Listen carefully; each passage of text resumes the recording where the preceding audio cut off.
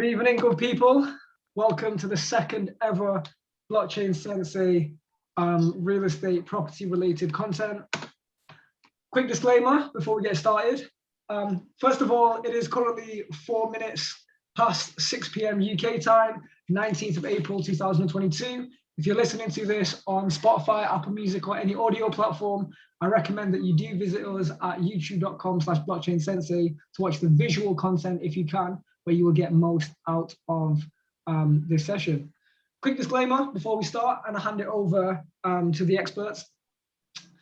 Quick disclaimer, all our content is for education, entertainment purposes only. No information should be considered investment advice or a financial recommendation to buy, sell any assets or trades. Please always do your own research. It is very important to do your own analysis before doing any or making any investments based on your own individual circumstances. Always take independent professional advice from a professional advisor, or independently research and verify all and any information you may find in our content that you wish to rely upon when you wish to make an investment decision or otherwise. All investments come with risk. Please always do your own research. Neither myself, Zishan, these guys at HoFin Properties are financial advisors. We do not intend to be perceived or received as financial advisors. However, we are working in collaboration with several accredited advisors. Please always do your own research. Everything here is for information and entertainment purposes only. If you're unable to mitigate your risk, then please contact us immediately so we can refer you to an accredited financial advisor. Just before we get started, quick story. How do I know these boys? I don't know them personally. However, we had one interaction in King's Cross in central London, where I used to live. I live in Shoreditch now. But Zishan, who is kind of, well, definitely someone who I consider a friend. The first time I met him, I was locked out my apartment for 3 days and super stressed, and then found him in a key shop in King's Cross. It was very unexpected. He was with these boys. It was a bit of a weird interaction because I was like happy to meet the person who I'd built a relationship with online, but at the same time super stressed. So it wasn't the best scenario ever, but I'm glad that we can all reconnect, as in us four, because we all met at the same time. Obviously I knew Zishan, I didn't know these boys. In this session, they'll be talking about Airbnb flipping. So if the homies at HoFin Properties would like to do a quick introduction, Zishan, you can do a quick introduction, and Zishan will be the host for the remainder of this and the moderator. But yeah, let's start off with the boys at HoFin Properties. Yeah, so hello and good evening, everyone. My name is Mahfuj, and I'm also here with Ridwan today. He is my business partner. And yes, we did come up with a company called HoFin Properties. That actually comes from both of our surnames, a weird combo actually. But yeah, we do Airbnbs, which is in other words called service apartments or service accommodations. Yeah, I'm just interested, what are your surnames to come to HoFin? Right, so you want to say that? So his one is Hossein, so H-O, but I've taken H-O from his name, and mine is R-A-F-I-N, so I've taken F-I-N. Oh, so you're Rafin and he's Hossein. Hossein, yeah. So HoFin, yeah. Ah, so, that's okay, that's cool. I didn't want to spend too much of time on coming up with a company name, because I mean, it's like we just made it super easy, like HoFin. Yeah, and it actually sounds like, yeah. We've got a logo in there. I don't know if you can see it in the background, can you? I can't see the logo. But I can see two. I can see two kind of like, are they certificates or awards? Yeah, one of them is the certificate, and one of them is the logo of the company. Oh, amazing! And just out of interest, where are you guys originally from? Bangladesh. Yeah. Oh, yeah. Nice. Sorry, carry on. Yeah. So yeah, that's the little about us for now. Zishan, if you want to introduce yourself, that'd be great as well. Hey guys, hope you're well. You guys can hear me, yeah? Yeah. Yes, sir. Cool. So yeah, name is Zishan, 22 years old. I also do Airbnb. Currently have two at the moment, one in Edinburgh and one in King's Cross. For those of you that was on the call 2 weeks ago, you would have saw me mention something about your network. So whenever you're going into an industry that you're quite new in, it's quite important to build your network with people who are in the industry doing the same things as you. So that's how I met these guys, HoFin, Ridwan and Mahfoud. just because if you're going through a problem, then 9 times out of 10, they've already experienced that same problem and they can offer you some advice. So that's quite important when building your network, because you can get some valuable advice and save yourself a lot of money. So Mafil and Ridwan, if you've got some slides ready, just going to be sharing their journey about how they got started and give you guys some more value. So the floor is yours. All right, let's get Oh, let me make you guys host. That'd be great. Okay. Sure. So it's disabled. Oh, I can share it now. Yeah. Okay. Sure.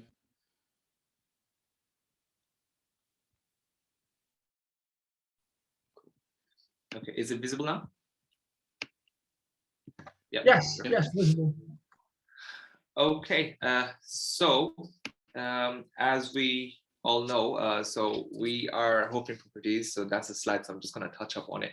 Yes, we do Airbnb service accommodations. It is based in Liverpool.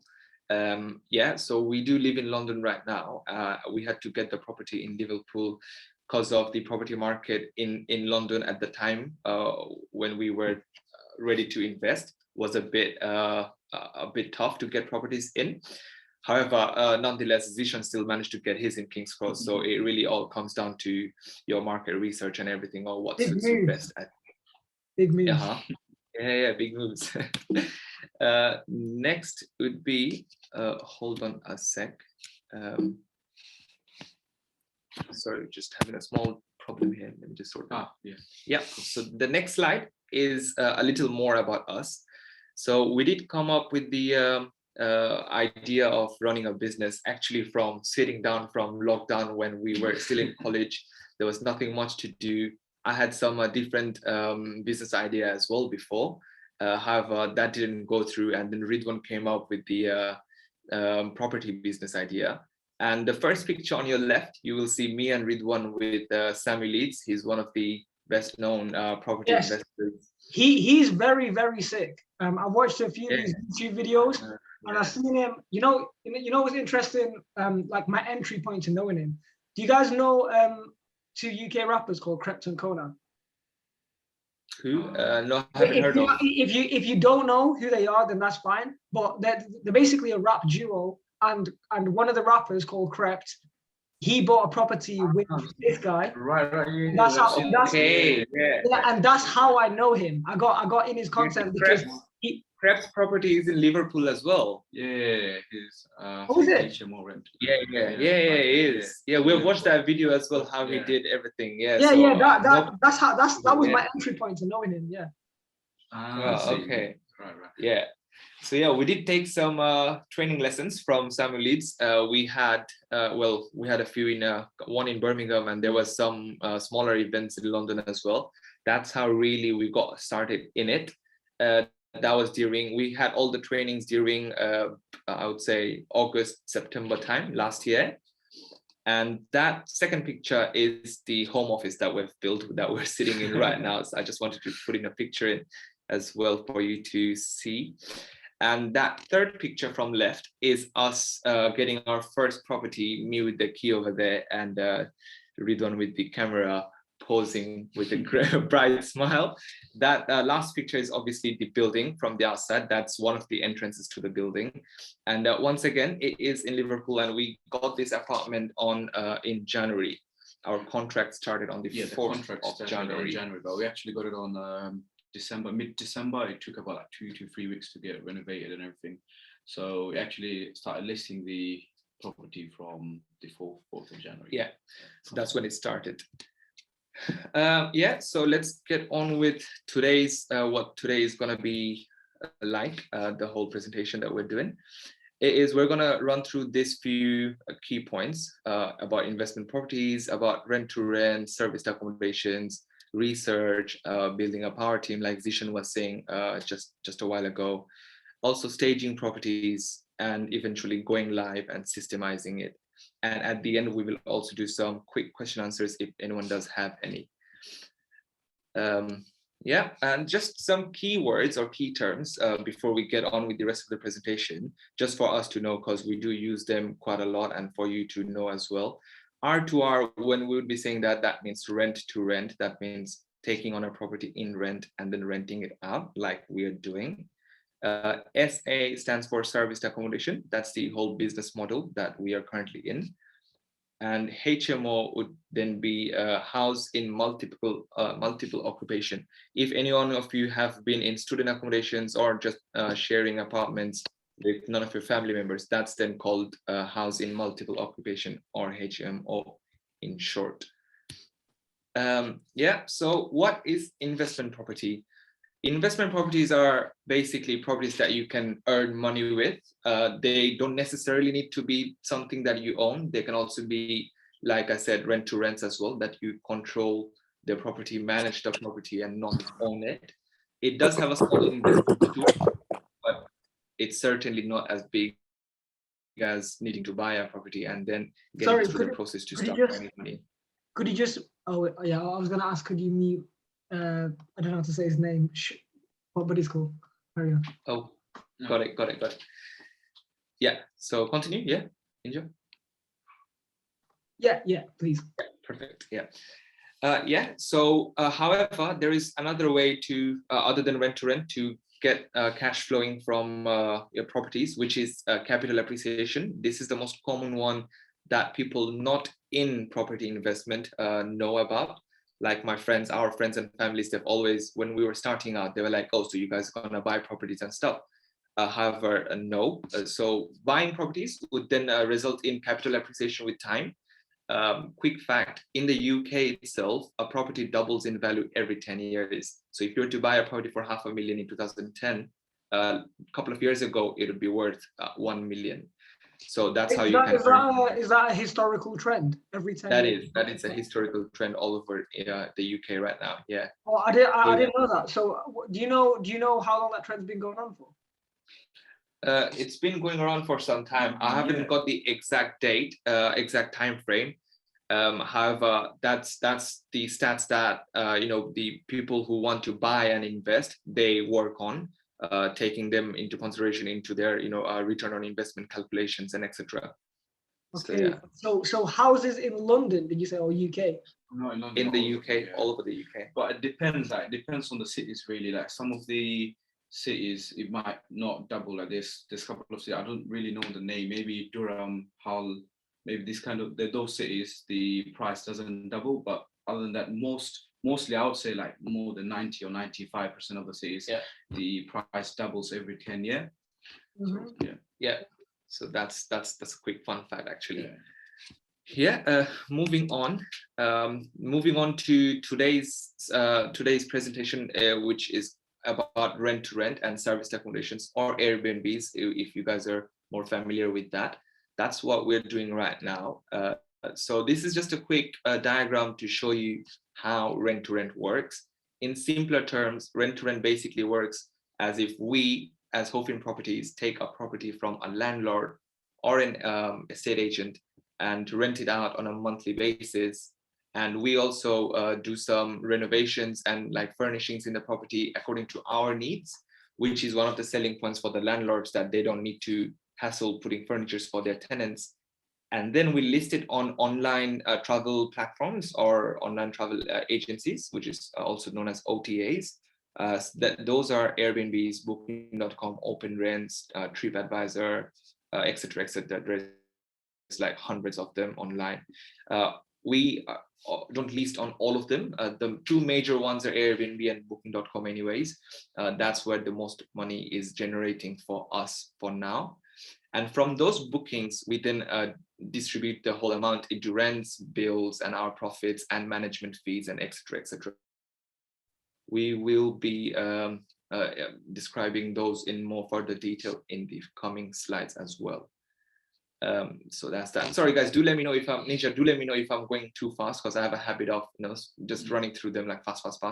Yeah, so, please, anyone who's got questions, or Zishan, if you feel like the conversation can be guided. Yeah. Yeah, and you got some Also, extra do you- information, please say. Yeah, and also as we go, if you feel like some of our information might be wrong, do correct us. Yeah, Zishan, you have been authorized to do that, so don't feel like you don't. Yeah. Okay. Some legalities, of course, that we need to what's it called? We need to go by in order to create a service accommodation business. Is firstly, you gotta have your limited company. So our one's called HoFin Properties Limited. Zishan's ones, I believe, is called Stay to Discover Limited.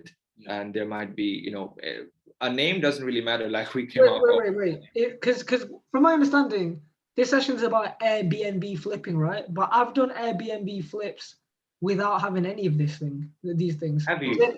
As in literally, I just Airbnb'd like a room in my house before, but I didn't need a limited company.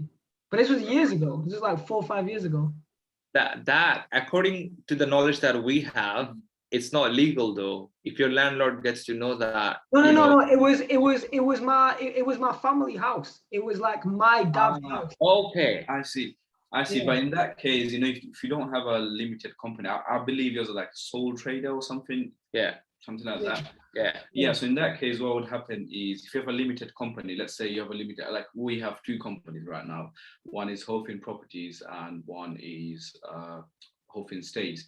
So right now, let's say our company goes bankrupt or something, the bank will come. No, is it? Yeah. In that case. Yeah. God forbid.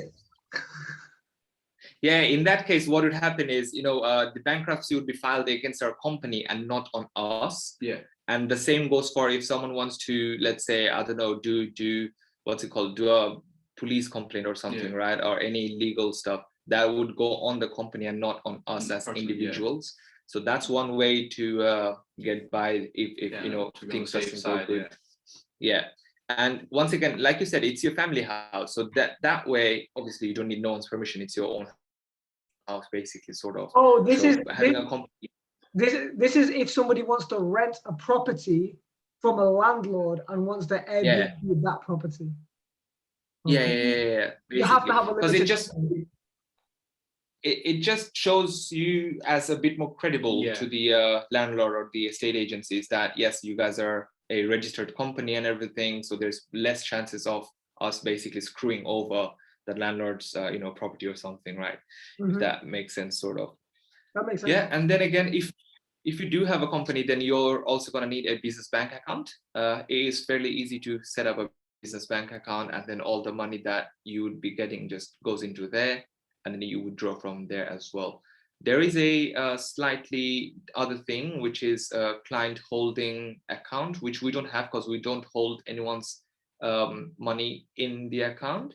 So what I mean by that is, let's say we all rent houses, right? For now, at least, the rent's advance payment that we need to give to the landlord, they need to hold it in a client deposit or client holding account. They cannot put it in their bank account straight because that's how it is. And whenever the contract is finishing, they just send it from that holding account to our account direct. So we might think that landlords take that money and put that in their pocket. Actually, otherwise it's not, unless someone's not abiding by the rules or something. Insurances as well. We do need a few insurances to cover ourselves. Public liability insurance is in case someone wants to sue you or someone wants to, a third party wants to get you in trouble or mess around with you. If you have that, then you're basically covered for that as well. Data protection is sort of, we need to keep CCTV footages of the customers, right, in the unit. We also need to keep the addresses, email addresses, and etc. So those, if you do not have the data protection insurance, you'd be violating the GDPR, which is General Data Protection Right in the UK. And ICO is basically a part of that sort of insurance as well. And yeah, so I've said a lot of stuff for now. So what this slide is about is basically, in investing, what is comfortable is rarely profitable. By that I mean, we need to get ourselves a bit uncomfortable in order to generate that money passively, or whatever business that we're in. it's not easy as easy as it sounds, or as easy as, you know, some influencers may show it. I'm gonna insert myself in this because we're Blockchain Sensei. Yeah. Yes, I don't know anything about property. Okay, I know nothing about real estate. The only thing I know is that real estate's a $300 trillion market compared to the stock market, which is 100 trillion. So that's like the basic facts that I know.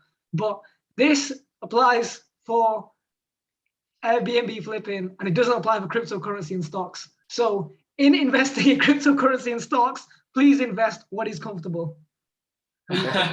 All right, we take that. Not invest what is not comfortable when it comes to digital assets. Ninja, we're coming Not for financial this, advice. Yeah, not financial advice.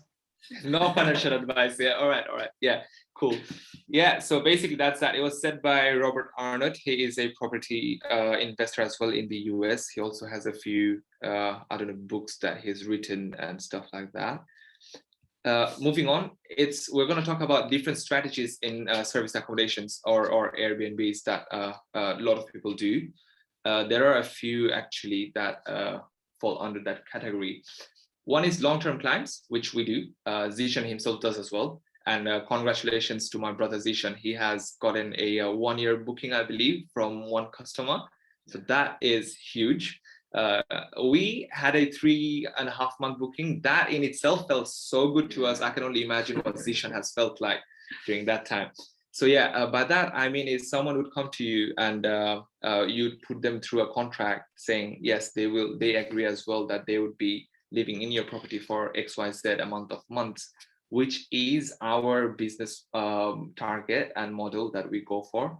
Because then that way, literally for the rest of the amount of stay, you are basically doing nothing, just small maintenance here and there. Like I believe Zishan came to London after he got his property back in May, I believe once or twice. Is that right, Zishan? I guess I've probably been there maybe 3 times. 3 times, yeah. So it's nearly May is coming right around the corner, and he's been here like 3 times. So that, if that's not passive, then I don't know what is. The other one would be short-term clients, which is more fairly common. Is people, it's literally the way we or other people that don't invest in Airbnb or has not invested, we see Airbnb like literally 2 days or 3 days bookings. We go to Edinburgh, take 3 days flat over there and just stay and then come back. So that would be short-term clients. Short-term clients are slightly more profitable. It again depends on area to area, might not be in some areas. However, in Liverpool, the one that we have, short-term would be more profitable for us, definitely. However, the benefits of having a long-term client definitely outweigh the short-term clientele. So that's why we opted for going long-term clients as well. The third one is bookings room by room. By that, I mean, remember how when I was saying HMO would be housed in multiple occupations. So this is similar to that sort of. You flat, let's say 3-4 bedroom flat, and then list them on Airbnb per room. So that way you don't rent out the whole flat or advertise the whole flat to the booking platforms. You just do it room by room as well. There are people, it's slightly less common, but there are people that do it and it is profitable. But I would say for me, according to the market and according to the researches that we had done, this favors more areas like London or Edinburgh. Zishan could say more about Edinburgh because it is one of the highest hot cities for Airbnbs. But London, as far as I know, bookings room by room, even on Airbnbs, do definitely work as well. So market research, before we get into it, right, we need to know the market A to Z fully, about your market, about your niche, where you want to invest your money in. And obviously it's not a short-term investment or anything. We're looking at 3 to 5 years at the minimum. Yes, you can do less, but in order to sustain your business, to grow your brand and etc., you would want that long-term business sustainability 100%. So market research is actually really, really important. You got to know your hotspots. You got to know all the different clients that you can attract in those hotspots. You also got to know your hotel prices in the local area. However, let me just clarify, hotels are not going to be your rival or your competition, because their business model is totally different. They just give you a room and a toilet and that's it, a shared communal restaurant for breakfast and lunch. That's about it. But the ones that we do in Airbnbs or service accommodations, you get the whole place to yourself. That brings a very good point. Okay, so you said hotels are not in competition with Airbnbs. Is that because the psychology of the customer who wants a hotel will go for a hotel, and the psychology of somebody wants an Airbnb type thing will go to Airbnb? So like the average customer doesn't go to hotels and Airbnbs. They just pick up there. Right. 100%, yeah. Because the freedom of you having your own key to the apartment, you having your own lounge, you having your own living room, your own the hotels, most hotels give you a 32, 35-inch TV, but obviously we stage our property in such way that it's a bit more to the luxurious end. I'm sure, Ninja, you have seen Zishan's property. His one's, I've not seen it. Yeah, okay, you will, yeah, at the end. Zishan's one's a lot better looking than ours, but our one's very quite, luxurious looking as well. Very minimal. Yeah, so definitely people that would want to go for Airbnbs, they just stick to it because they know they got everything. The biggest thing that outweighs these two differences are obviously you have your own kitchen, man. Yeah. You can do whatever you want, like cook whatever food you like, steak, pasta. Not pizza, because I mean you can do pizza in a microwave, but that's up to you. But yeah, so that's one of the few key points for which it's literally got two different type of clients right now, like people right now. You also got to look at your Airbnb comparables. That's why I've put hotel over there and mentioned that hotels are not your competition. Look at other Airbnb operators in that area already and see what pricings they're doing and see what kind of property are they going for. Is your one like to like or not? There will be Airbnbs that is literally a bed, coffee table, and a fan and a wardrobe, and that's it. But there will also be 5-star lookalike ones or like 4-star lookalike ones, the ones that you can title luxury apartment in London to rent for XYZ amount of months. So look at those, look at your comparables and see how they're pricing it. And this again comes back to doing your market research. And there are luxury, quality, or basic as well, which I just covered right now. Moving on are the costs that I mentioned before, right? There's some fixed costs and there are some variable costs as well. Fixed costs are bills, like mostly bills are fixed, right? Not with the inflation going on right now, it's going crazy, but mostly bills would be under your fixed costs. OTA is online travel agencies like booking.coms, Airbnbs, and etc. They are not your fixed costs. They can vary from depending on the amount of your booking. You can get a you can get a £5,000 booking, and then the commission on that would vary from different platforms. On an average, it's about 12 to 15, right? Yeah. It's on an average, they keep about 12 to 15% of the total amount of the booking. So that is quite hefty. And that's, again, one of the reasons we opted to go for long-term clients, because they are mostly direct bookings and we pay no fees to any of the online agencies. That means we get to keep that, big amount of lump for ourselves in our pockets. There are management fees. Management fees fall under, let's say, for us, basically, our property has a property manager to manage it for us, to let in guests in and out and etc., or deal with any troubles or problems that the property may face or the guest may face. So that's why on an average in the UK, property managers take around 8 to 15%, somewhere like that. 8 is very rare now. I'm not sure if anyone does 8%, but 10 to 15, obviously 100% common fees that they charge, and they do quite a good job on it. So basically, it's totally passive for us right now because everything goes through the property manager himself.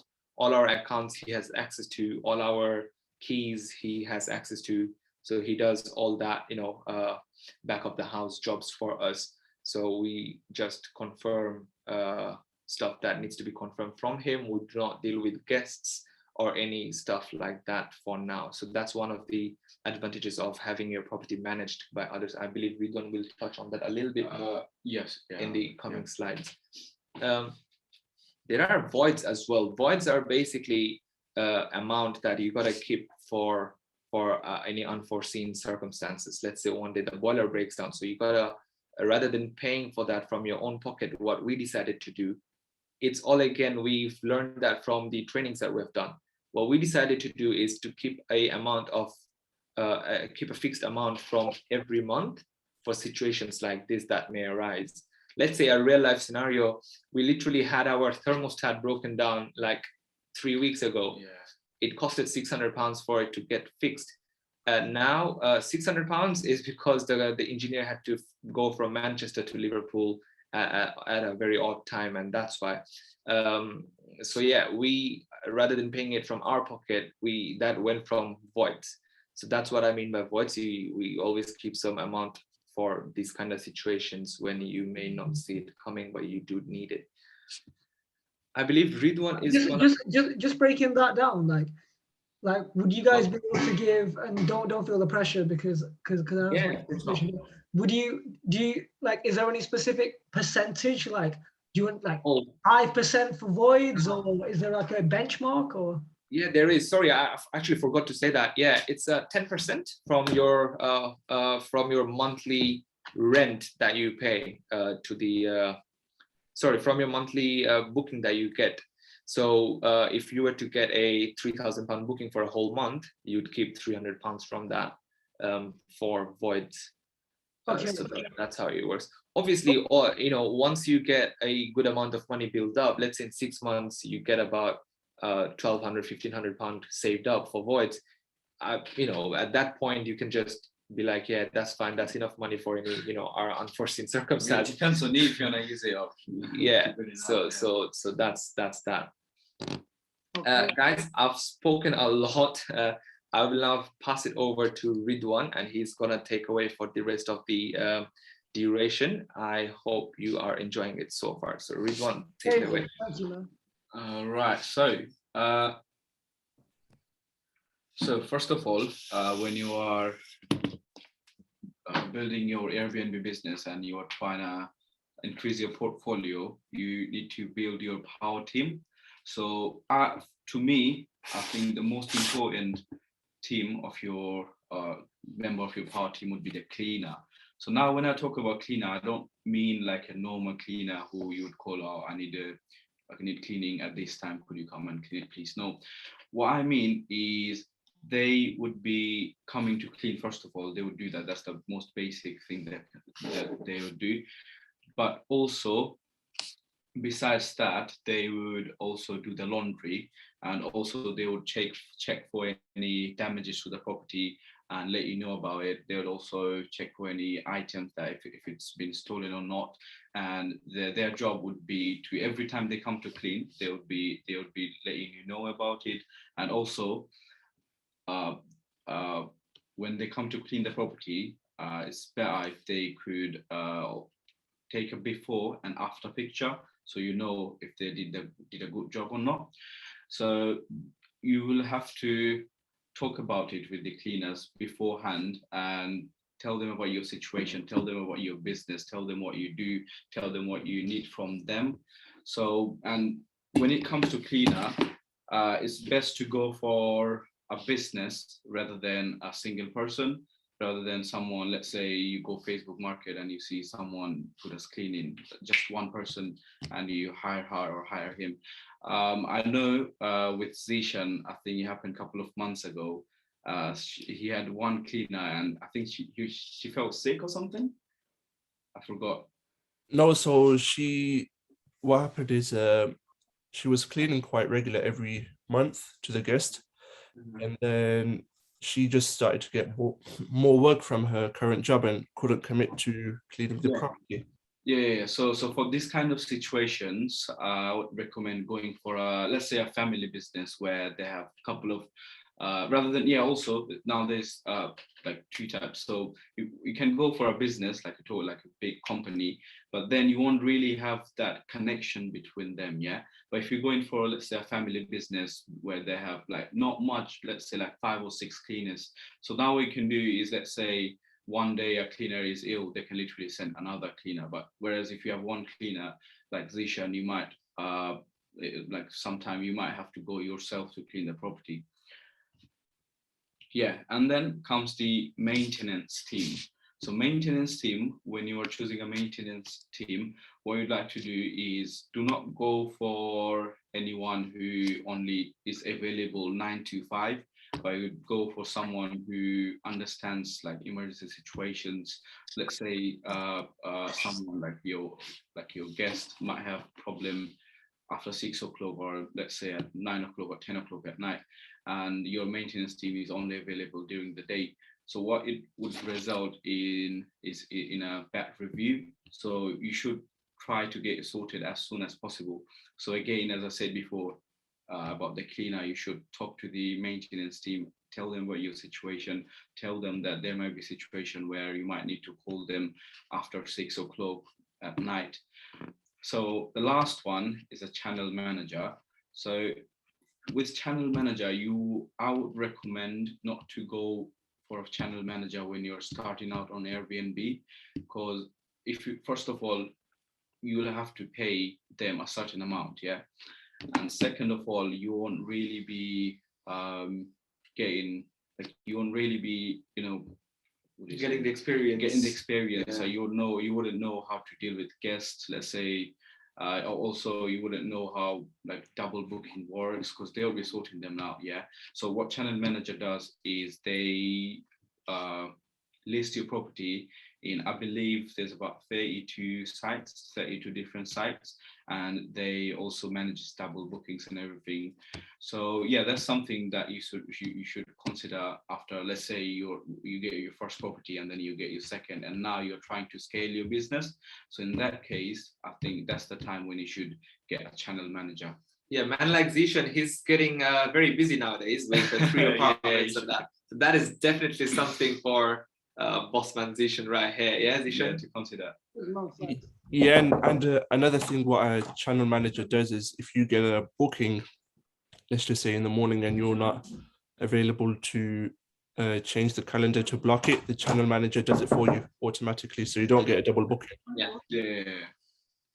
So, and two of the recommended channel manager that I haven't worked with them, but so one of them I think you have talked to is Evivo. Mm-hmm. So their price is really less. I guess one apartment is only £20 per month, not much. Yeah. So now I'm gonna talk about staging your property. So when you're staging your property, you're gonna look at what you can do to maximize your profit, and what you can do so that you, like, throughout your business, you have less hassle. So guys, by the way, that is our apartment, yeah, by the way. That's one of the bedrooms on the left. I believe that's the master bedroom. Yeah. In the middle, the picture is of the hallway, the entrance. Obviously, you can see the flat number 13A. And then on the right-hand side is the lounge / living room and the dining area at the back. So yeah, let's get on. So now, as I said, you're going to look at it like you have to stage the property so that you can maximize your profit as much as possible. So to maximize your profit, what you can do is, let's say it's a 1-bedroom property, yeah? But in the contract, it's not specified that only 1 person, 3 person can live in the property. Let's say it says 4 people can live in the property, but you have just 1 bedroom. So what you can do is you can get a sofa bed. So in that case, you can fit 2 people in the bedroom and also 2 more people in the living room. So now you can increase your value, you can increase your nightly rate. So you're no longer charging people for like 2 person, but you're charging people according to 4 people now. So yeah, so that's one thing that you should consider. And one more is SIP bed. So this is not like, it might not increase your nightly rate, but it can increase your chance of your chance of getting more bookings. Yeah. Let's say a family would they wouldn't mind sharing a bed, but a contractor, let's say full contractor comes to live in a property. In that case, they wouldn't really like to sleep on the same bed. So zip beds, what it does, as you can see in the picture, I don't know if you can zoom in. No, you can't zoom in. So you can literally, I think Zishan, you do Nice have. major key, man. Sorry. That's a nice major key with the zip beds. Yeah. So yeah, you can literally separate the bed in like, let's say, two corner of your room, and yeah, so more on the contractors. Yeah. So now, so let's talk about what you can do for you so that you don't have much hassle. Yeah. So when people check in, most of the times, like I think I don't know how long Keynest has been around for, but nowadays we in hotels there is receptions, but in our service accommodation we don't have like any reception. So what we can do is we can get Keynest or key safe. So what Keynest is, so if you have to sign in with Keynest, and they cost about like 250 or something a year, and can keep the keys in, let's say most of the times you keep the keys in the shops that are open for 24 hours. So let's say our guest is checking in at 3 o'clock at night, 4 o'clock at night, their flights can be late at night. So you don't want to go to your property at 4 o'clock at night and give the keys to the guest. What you can do is you can keep the key at the local shop, and they can literally go there, and I believe they give a password or something. I don't really know much about Keynest because I personally don't use it, because my manager, he deals with those checking in and checking out, but Zishan might have more idea about Keynest. So the other one is key safe. So key safe is literally a locker you keep outside your flat, but in that case you might need to make sure that it's secured. Like maybe if there is security cameras, say CCTV cameras, yeah, you can keep the key safe there, because you don't want somebody to break the key safe and take your keys and just get in your property. So one more thing, two more things actually. One of them is the minute. So what it does is it lets you know about different things going on in your property. One of them being is like noise. If you have like a lot of noise in your property, you'll know that there's something going on in the property. Maybe there's more than normal people in the property, or maybe there's party going on in your property or something. So you can literally call your guest and ask them what's going on. If there's party going on, that you can charge them more, or you can like fine them or something. I believe there is also one to track temperature, or that's as well? Yeah, that's the same one. So with the temperature as well, let's say the temperature of the room goes high. So there's two outcomes, two possibilities. One, maybe the heater is like on like very high temperature, or like when there's more people in a room, the temperature goes up. So there might be more people in the room. So in that case, you also know that there's more people on your flat than no. Also, it's not like, let's say a property is booked for 4 people and then 4 of them decide to go to the lounge and sit down together. It's not going to go off for that. When it's going to go off is, let's say there is more than expected people, more than, let's say, 10 people in a room. That would then indicate to, a party or sort of a get together of friends, sort of like that, which may or may not be allowed depending on your property rules and regulations. So that's how you can get alerted and then take actions accordingly. Yeah. And one more way that you can know if more people are staying on your property is by installing a CCTV camera.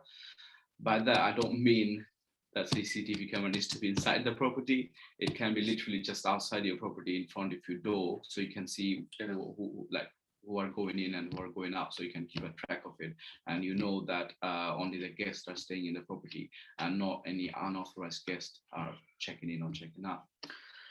So what do you have next? Yeah, so your service accommodation, you need to stage it in a way that the guests that are living in the property, they need to feel it like their own home. So you might have, Wi-Fi, I think that's the basic thing that you should have in your property. And we do have a workspace as well. So that's, let's say, business people or any students staying in your property for, let's say, 1-2 weeks, they need to work on their projects or, things like that. And any other essentials, like by essentials, I mean like shampoo, maybe you can have toothbrush, toothpaste, and then also essentials includes different essentials in the kitchen. Let's say like salts, pepper, and then oils and everything. And iron and ironing board. I haven't written about washing machine, but washing machine is something that you should consider as well. Yeah, hair dryer, hangers, something that you should consider to have in your property.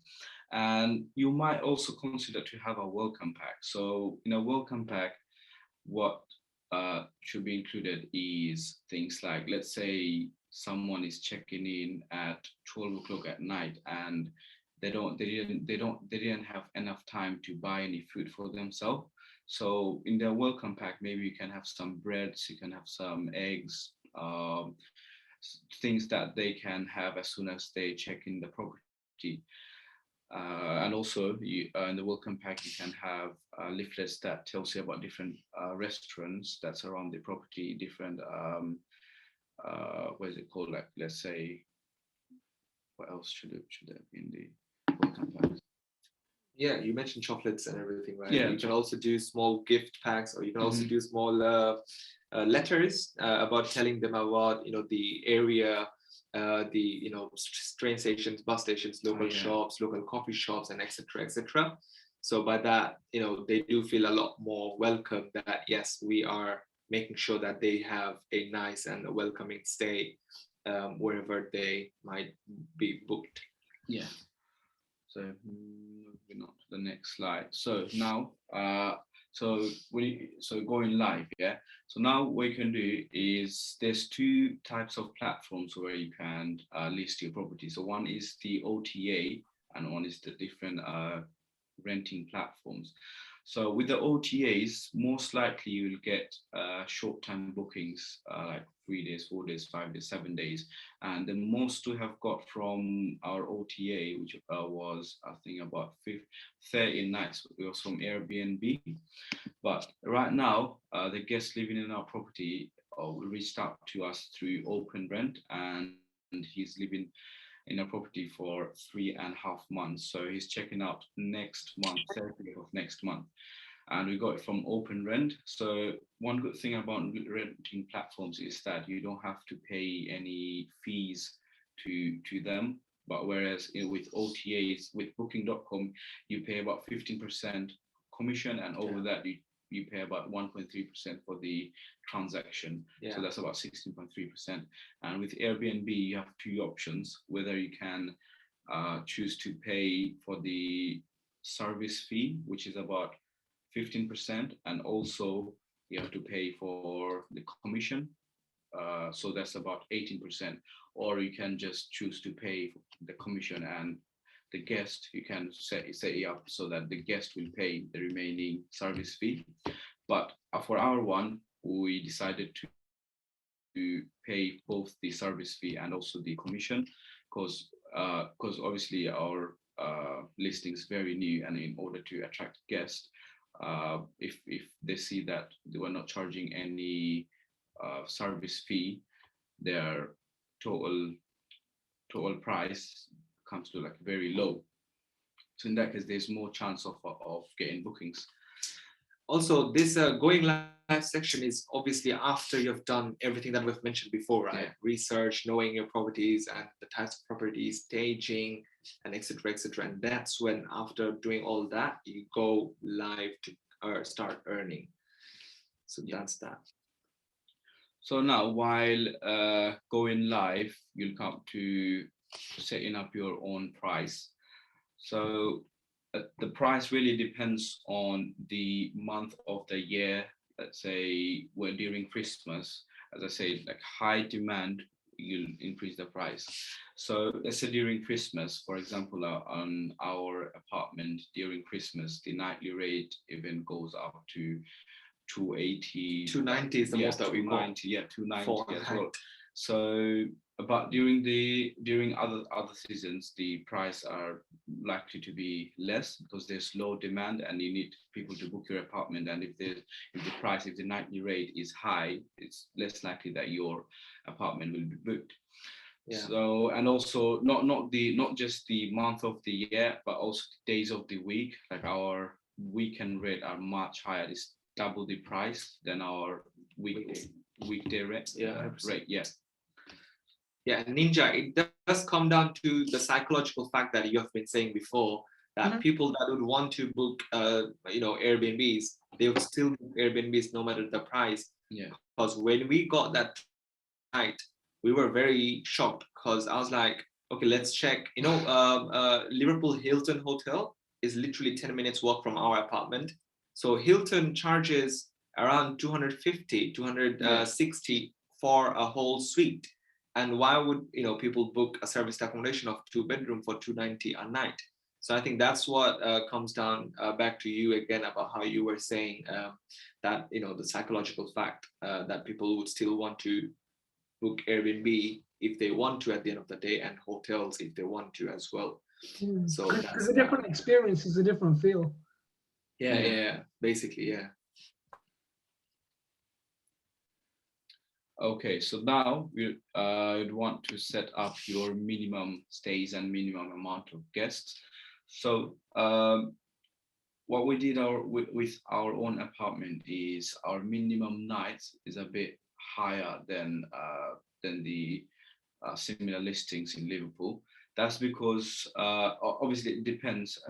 I did say that smaller bookings will cost you more, but it depends, as Mahfoud said, sometimes with smaller bookings, you can charge people more.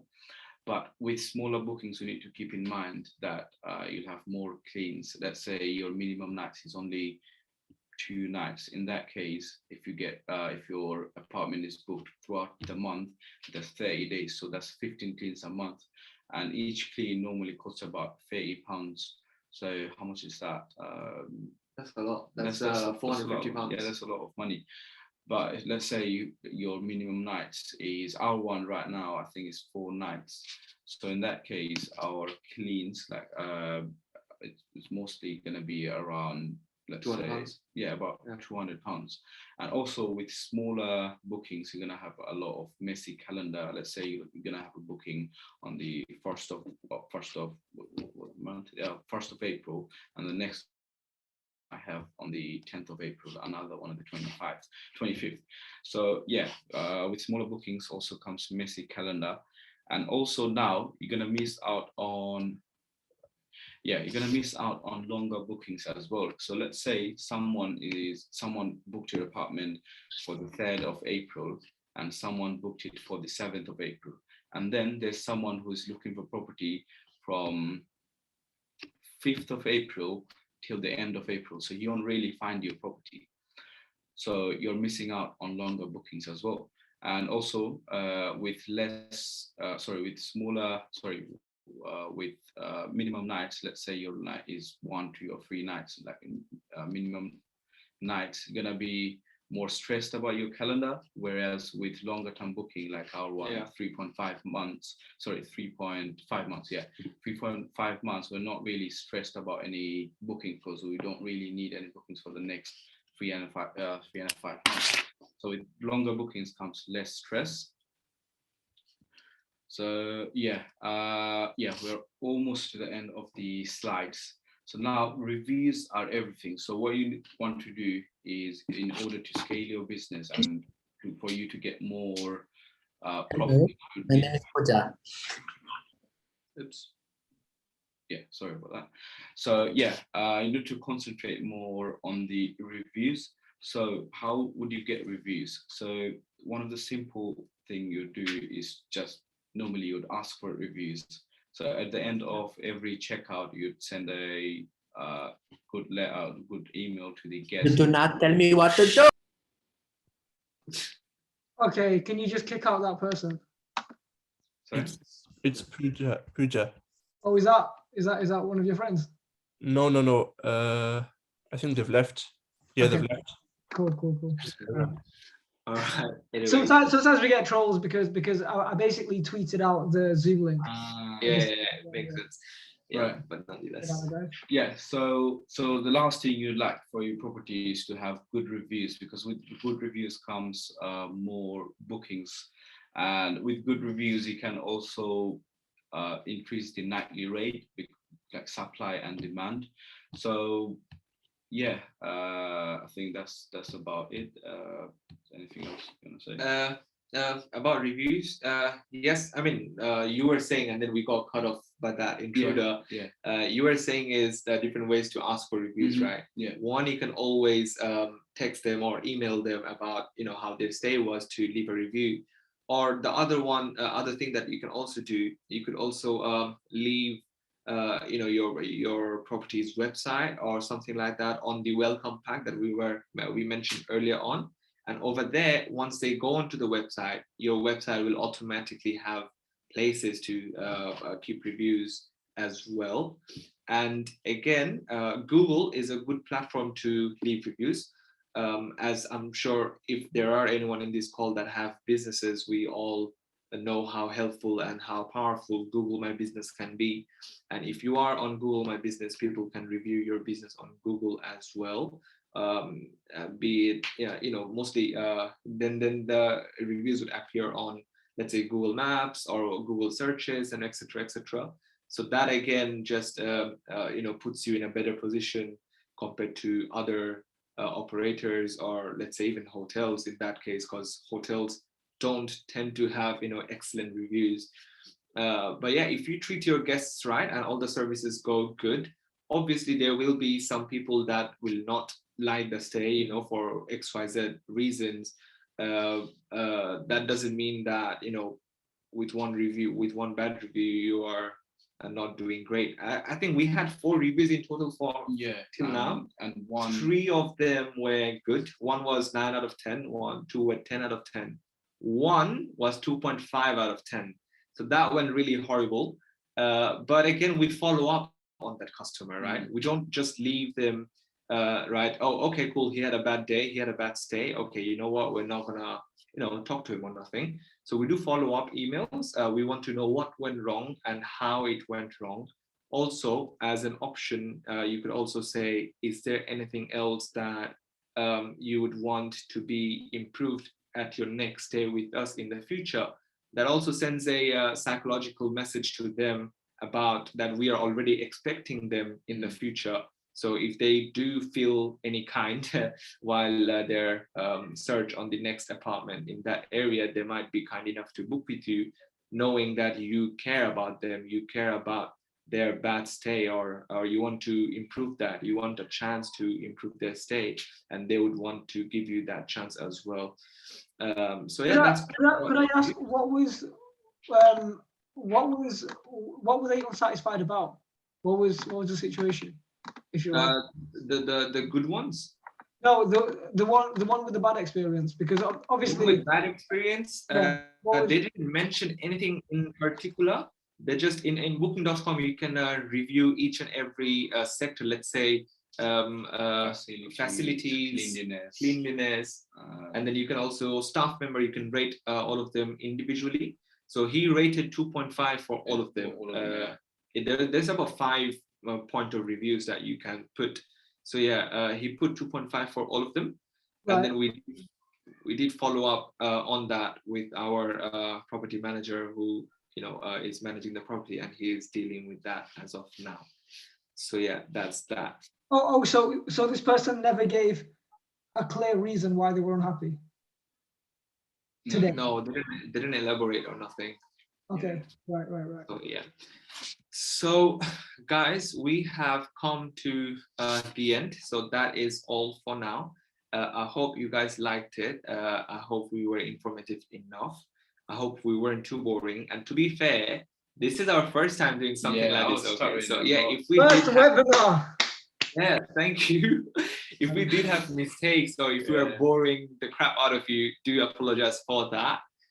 We would now be moving on to questions if you guys do have any, or if there's anything else you'd want to add before that, Zishan or Ninja.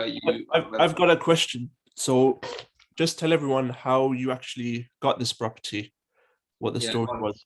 Ridwan got that property by himself. I just said yes, so I'll let him talk about that.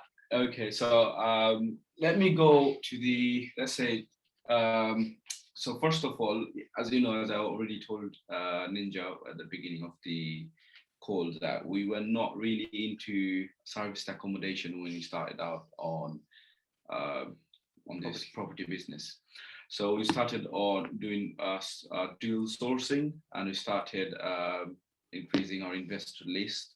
But then as time passed by, we noticed that to do deal sourcing, we'd have to do, like most investors, they want to invest in property that are up north, not in London, and we're from London, and it's very difficult for us to go Midlands and view property and then source it, things like that. So we started our business, I guess it was April or May, and then we met Zishan, and he told us what he does.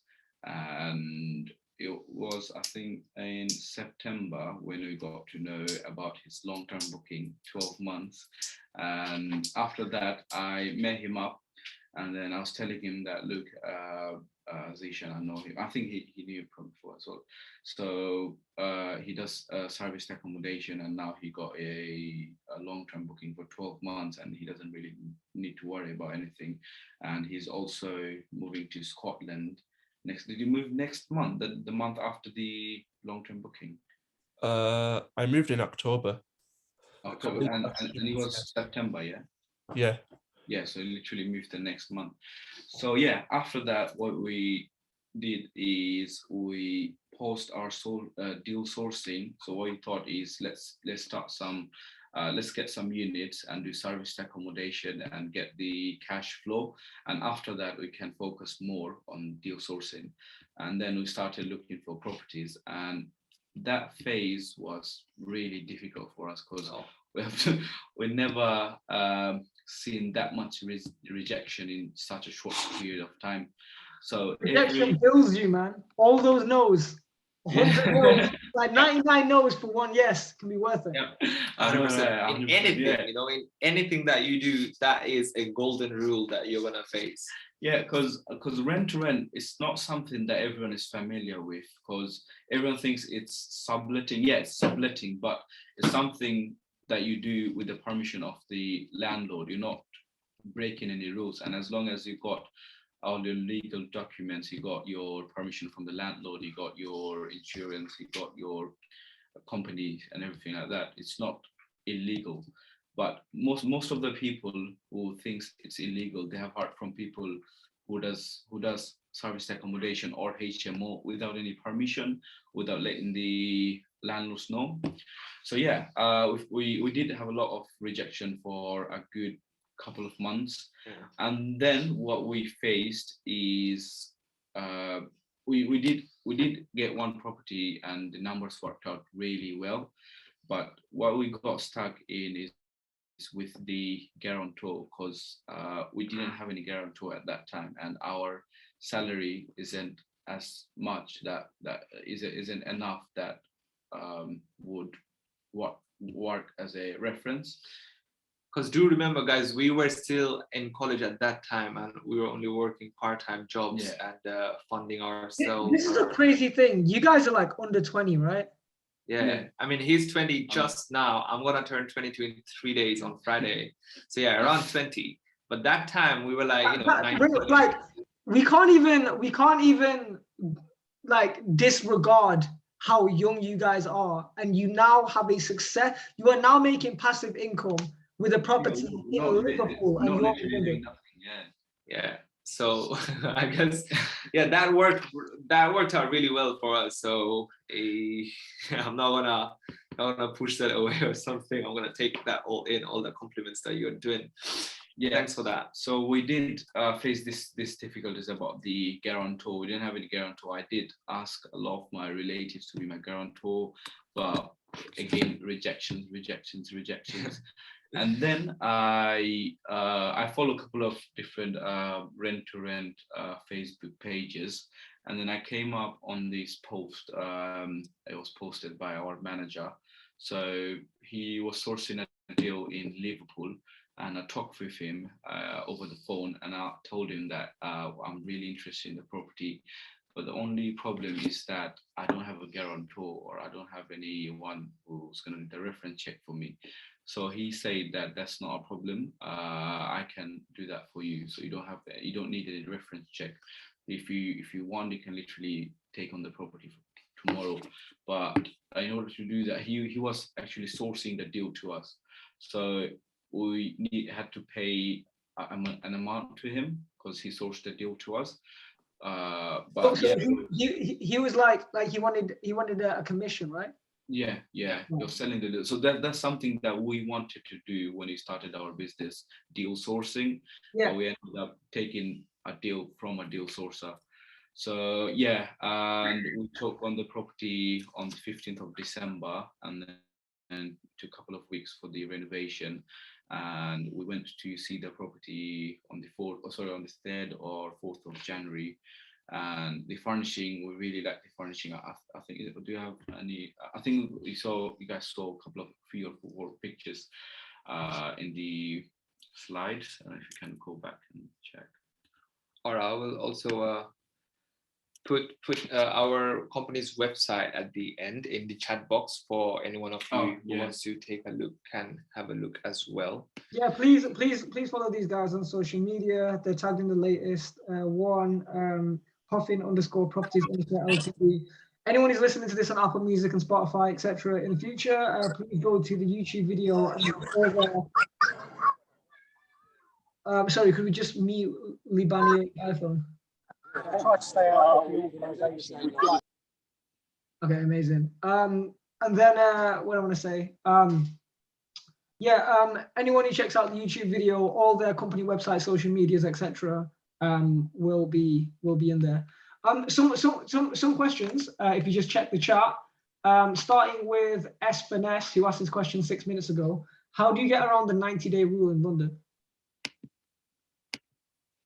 How did we get around the 90-day rule in London? Not how did you, but how do you get around the 90-day rule? Or how do you, right? Yeah, right here. So how do we get around the 90-day rule in London? It is a Airbnb rule as far as we are concerned. We did have a few conversations with Zishan himself as well about this rule. It does turn out to be that it's a requirement from Airbnb. And also they do not, it's not a requirement, sorry, my mistake. It is something that they want to see if we are compliant with.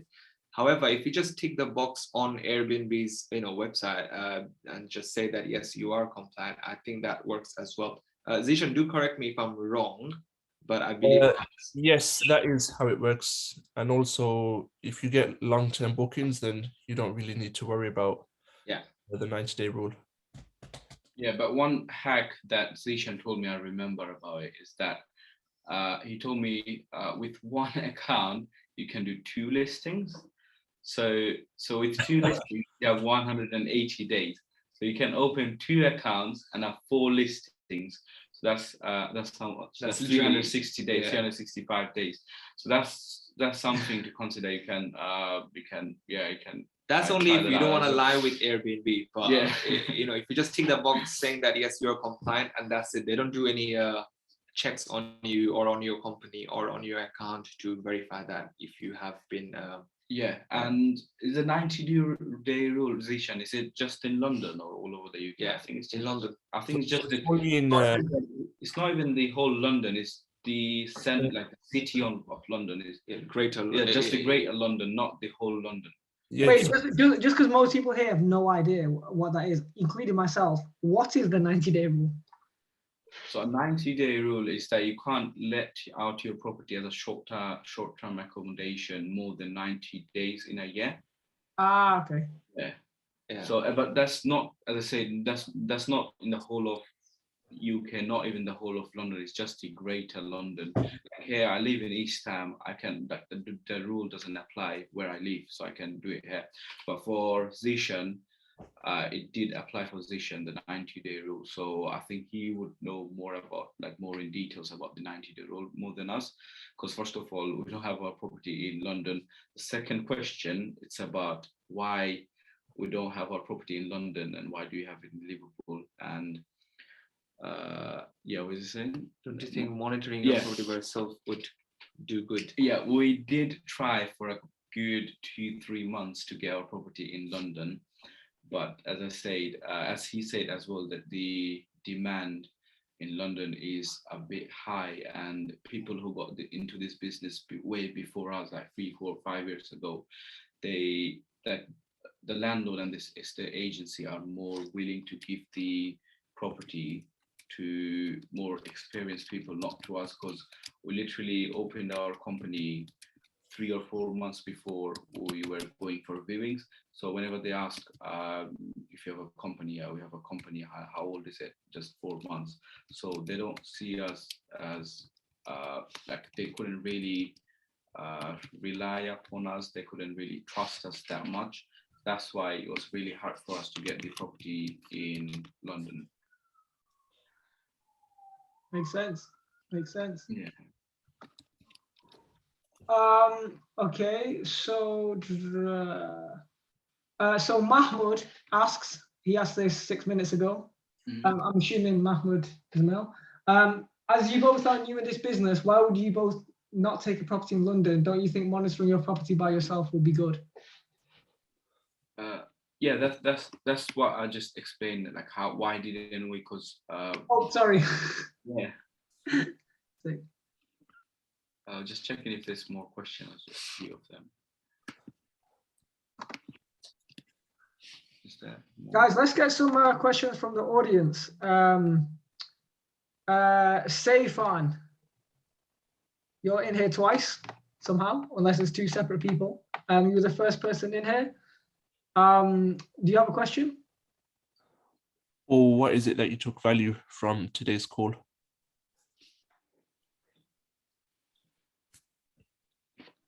No, Please that's mute. fine. Nope. AJ, question from you or any value takeaways? Hey, no questions from me. I just joined halfway through as well, so didn't get a chance to sort of hear the beginning. I guess maybe question I would ask would be, what do you think is the competitive advantage, considering that you know, there's so many properties around? How can you stand out? How can you? Sorry. How can you stand out? What's your competitive advantage in terms of renting a property, considering there's so many different properties that you can rent or on Airbnb? What would you say is sort of like, you know, how would you stand out? Yeah, so, you know, it goes back to, I believe you were in that part of the presentation about staging the property. So, you know, the best that you can stage, the more results at the end of the day you will get. And also it does come along to your listings, I believe. If you can list with the proper keywords. Yes, when you do list on Airbnb, they do ask for back-end keywords. So keywords can include anything, you know, about the season, about the type of stay you're looking for, about the type of property that you're hosting. So if it is a luxury property, you can put in luxury, you know, relaxing, etc., on the keywords for your listing to rank more. And when it does rank more, it gets more views. And with obviously more views, you get more conversions at the end of the day. And in terms of other properties being with in a high standard as well, you do not need to feel intimidated by that. If you do see in an area you have, you know, other operators that have, you know, nicer apartments or good looking apartments, that can also give you a positive sign of that area doing good in terms of nightly rates, in terms of bookings, that if there are already existing businesses that are to a high standard, that means you do have a chance to stand out as well if you are for a like to like of that property. Hope that cleared some of it at least. Yeah, I mean, and also one thing I'd like to add, we haven't got this in the slide, is that you're gonna have to build your brand. Like we ourselves, we have spent about £2,000 just for the brand building. So what happened before we had the brand is that whenever I used to search for HoFin properties, websites like the company informations used to come up. But if you go now and check for HoFin properties, Liverpool service accommodation, there's going to be a different websites that has a listing of our property. And so the brand building really helped us a lot to stand out. Yeah. And also, as I talked about the reviews, that's something that will help you to stand out as well, because more reviews means more people are willing to book your property. So yeah, that's a couple of things that you can do to stand out. Cool, thank you. Appreciate it, thank you. Thank you very much. Shoaib, however, I'm sorry if I butchered your name. You got a question? Hey, no, I don't actually have a question. I was just wondering, actually, is this going to be on your YouTube channel as well? Yes, this will be on YouTube give it 48 hours. It'll be on youtube.com/blockchain sensei. So I'll just type. Okay, no worries. Yeah. Are you here? I don't recognize you in our Zooms. Yeah. I think Zishan just sent me the link today, and I mean a few days ago. I said, all right, cool, I'll give it a check. And yeah, because I was trying to get into Airbnb myself. Nice. But I didn't know where to start. So this was very informative, guys, and I appreciate your time for actually teaching people this. You can get in touch with us. We have put our details in the comment section, and I believe Ninja said he will put our our details in the YouTube description. So yeah. Where is your details? You said? In the comment section. Okay. Yeah, so you can feel free to get in touch with us, and we'll see how we can help each other. No worries. Appreciate it. Thank you very much, guys. Thank you very much. Okay, who else we got in here? Mr. S Finesse or Miss S Finesse. You got a question? I think he or she has put something up in the chat box. Oh, yes. Yeah. Do you guys use rule sets? Okay, I see. In the calendar, if so, can you elaborate on how these work? Rule sets? I'm not 100% sure about rule sets. I don't think Ridwan is either. No, the same thing. I don't really know what rule sets. The thing is, we have a manager, and there's lots that we don't know, and yeah, specifically this rule set, I don't really know what rule. But Zishan, to enlighten us. Do you use rule sets in the calendar?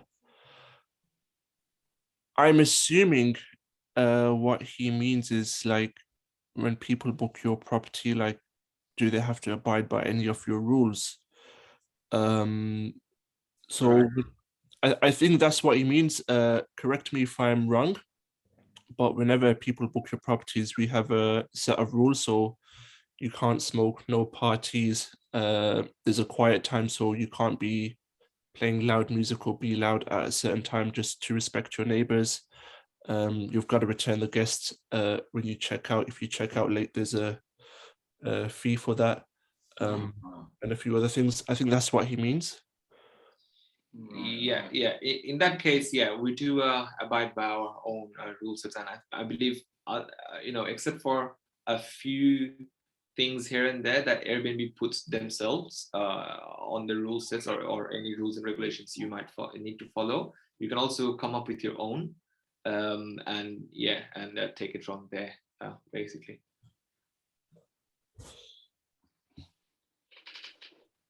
Hope that answers your question. Finally, we've got Tahsin. Do you have a question or any feedback or?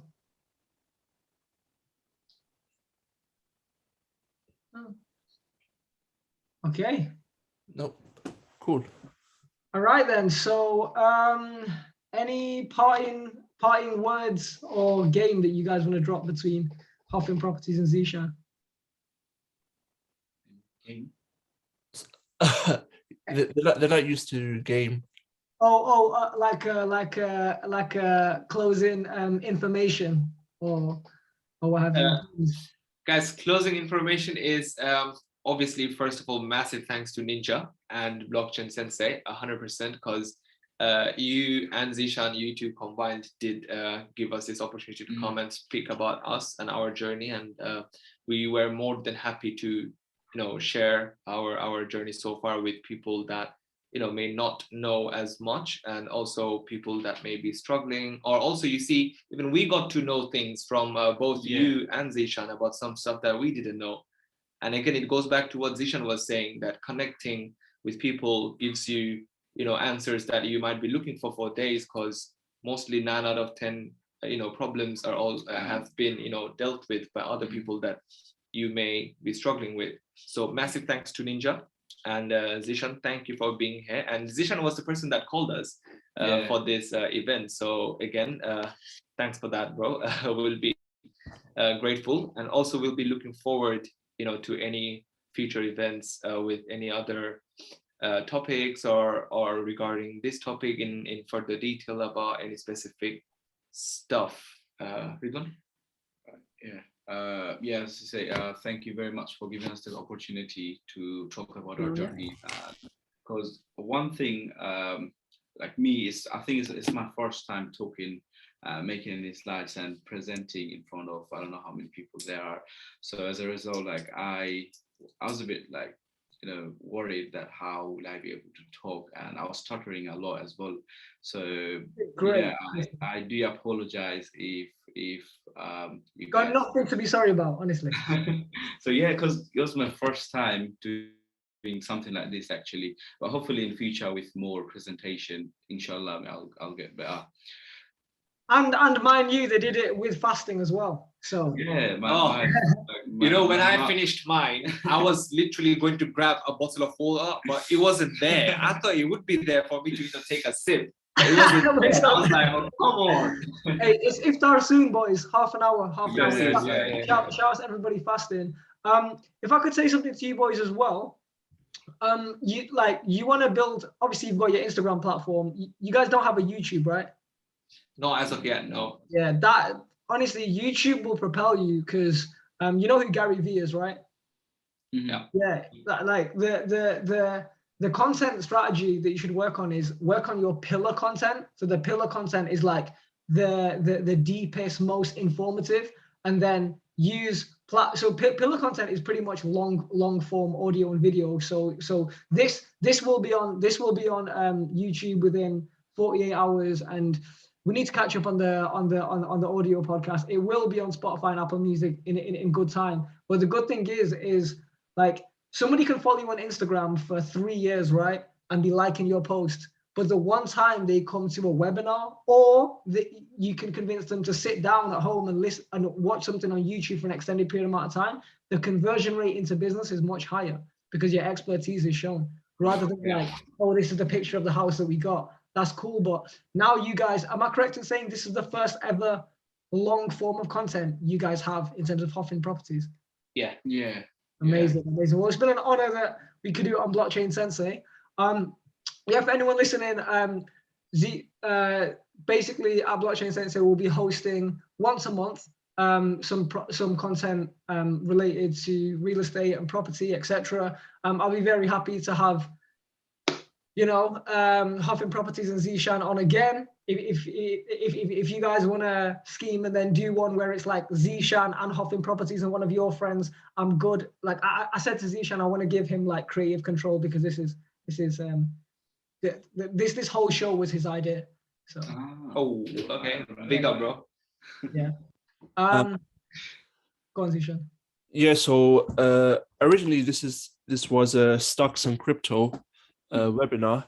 So now that we're doing real estate, I'll give you all a few stock companies to look at that are in the real estate game. So these are a few REITs, so real estate investment trusts. So what these are is you invest in these companies, and these companies have data centers, or they have big warehouses that rent out their properties to Amazon, and you get a dividend on that. So a few of these companies for you guys to look at is, one of them is Crown Castle. Another one Harding's favorite REIT. Yeah, Federal Real Estate Investment. Another one is New York City REIT, and the last one is Digital Realty Trust, for you guys to have a look at and do your own research. Thank you very much. Thank you. Also, just as some closing game, I said this before. Shoaib, I'm sorry if I said that incorrectly, said, can you put these in the chat if you don't mind, Zishan? I said this before, but I feel like this is something that should just be repeated again and again. Shouts Ian Dunlap, aka the Master Investor, for teaching this. All markets are tied together. So the stock market, cryptocurrency, real estate, gold, oil, commodities, everything in the cash flow system of the world just circulates in between these asset classes. And I think it's very important. You should have your speciality. For these guys, they, you know, for them, it's the Airbnb flips. I don't know how much, I'm not going to go on to talk about cryptocurrency and stocks, but I'm sure you guys understand that that is something that's important and something to look into in your time. But you chose to master this craft. I've chose to, well, I didn't choose. I just fell into digital assets and trading first. However, I got some. I actually got some land in Indonesia that I've not built on top of yet. And ultimately, the goal is to have a diversified portfolio. And in good time, I would like to, you know, realize some of my digital asset profits into physical assets, whether it's actually buying the real estate and or you know, rent to rent, Airbnb, etc. And I'm sure as time goes on, it's important to build these relations because, you know, I'm going to want to do business with Zishan or HoFin Properties. You know what I mean? There'll be a time, inshallah, where Blockchain Sensei has a venture capital fund where we manage different assets.